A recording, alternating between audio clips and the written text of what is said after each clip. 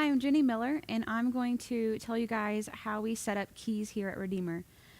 We typically have two keyboards. This keyboard is the one that you're going to play a lot of changes. Anytime you have a grand sound or an organ or even a synth that's going to be a lead or anything, you're going to use this keyboard. And this keyboard over here, we use just for background synth. It's like a pedal tone. You don't change anything. So anytime you're about to play here, what you need to do is first, over here you need to play and have whatever key you're going to play those notes. We also have some different tabs that are connected to the keyboard, and so we have different sounds. So this far right one over here is going to be your volume.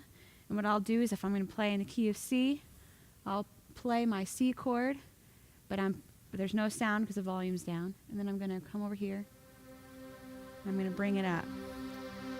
And once I have it all the way up, I don't need to do anything else. My foot's going to stay down, and my right hand doesn't need to move.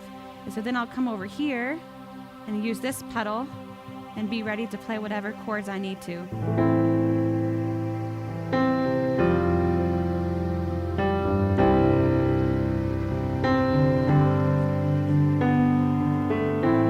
So, important thing to think about, remember, is to always start and end with your pad.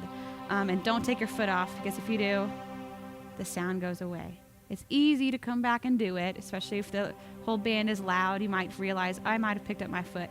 But just know that we always want just kind of a drone sound, and it helps really fill up the space and prepare the other instruments. So that's typically how we use it. And all of these little knobs over here, they correspond with what's on the different sounds for each song.